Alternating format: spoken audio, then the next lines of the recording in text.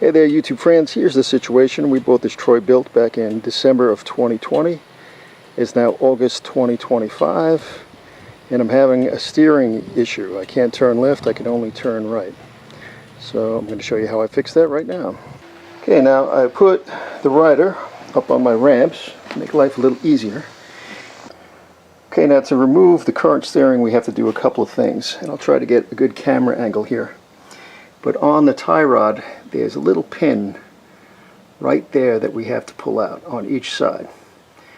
So that's going to be the first thing we do.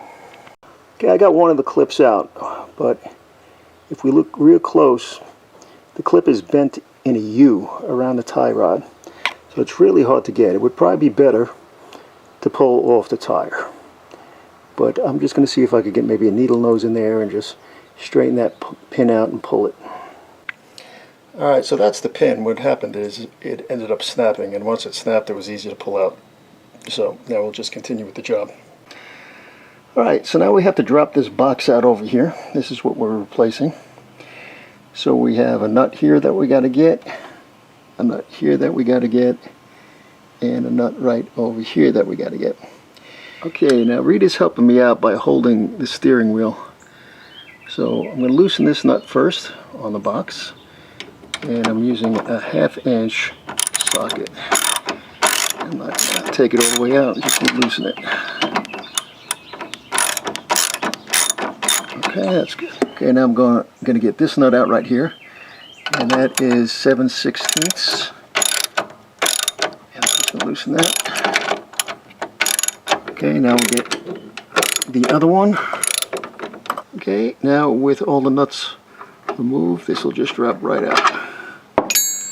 Alright, so here's a look at the old rod. You can see on my model they have this black plastic sleeve right here.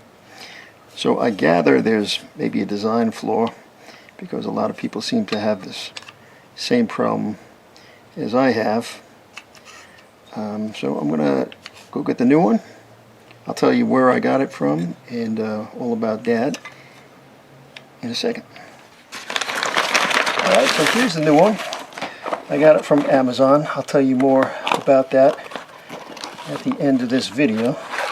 There's some things you want to watch out for.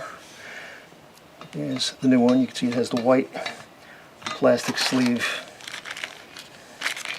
And you get the clips and the nuts and everything that you need. Okay, so part of doing these jobs is discovery, and hopefully it'll save you a headache by watching this stuff that I discover. But when I'm going to put on the new box, I noticed that these screws don't stay in place. These bolts, I'm sorry, these bolts don't stay in place. They easily push right through, so there's nothing holding them there. So I have to hold them into place. So to do that, let me show you what I have to do. Okay, first I'm going to remove this Phillips head screw right here. This plastic cowling. I'm going to pull that up. And then we're going to reveal this over here. Now these are just plastic pins that hold this in place. So I'm just going to remove these pins, and I'm going to lift this up so I can get underneath here.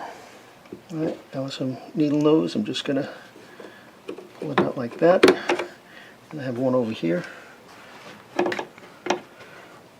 Some needle nose around that. And pull that out like that. Alright, so now I can get this kind of out of the way. And make sure. Alright, so here are these little bolts that I was talking about. I got the flashlight on it so you can see as I'm trying to align the new steering on there. The bolt comes out like that.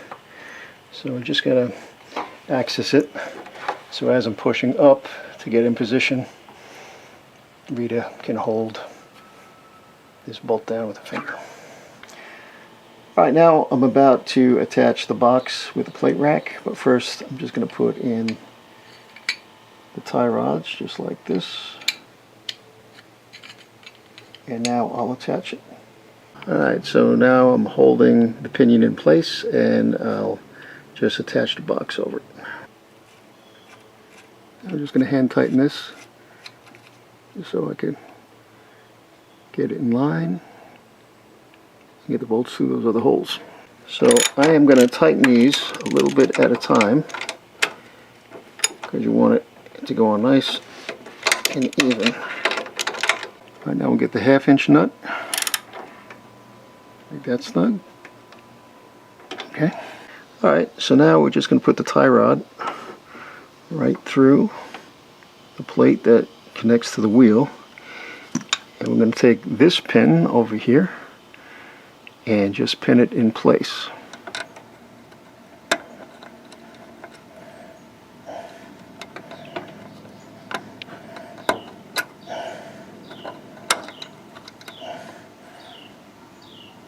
Okay, so now that's in place. Okay, now I'm going to do the other tie rod. Just put it through the hole like that, and then I'll pin that one in place. I just about got it here, and I got it in place. Alright, so now we're going to put the plastic cowling back, and we just have to line up these red plastic tabs with the slots like that. We got one in the front, so we just do that. And then we put these black plugs back in like that.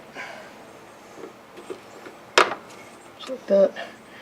And we have one over here.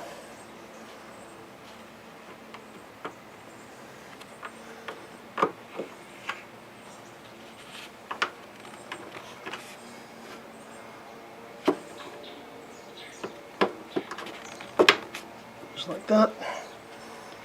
And we'll slip this back down.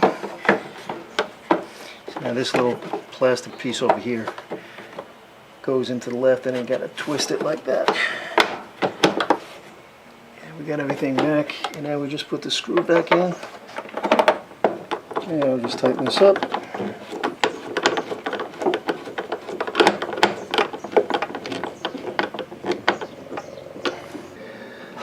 Okay, now I already greased it, but I'm going to get some more grease on there. And if you read the manual that came with the mower, it actually tells you to keep this thing greased. It's probably something we all overlook. I know I did. And now I have to spend time replacing this. But it wasn't too bad.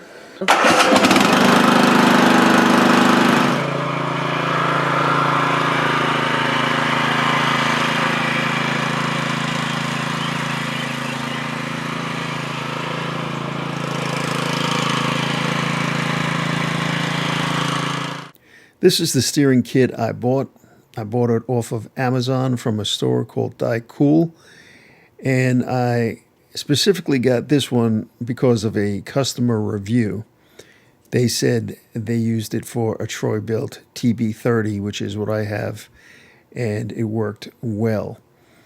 I looked at different stores that sold it, but you have to be really careful because it says compatible with the TB30. Then if you scroll through the pictures, you'll see it didn't fit the TB30. So I did a lot of research to find this specific part.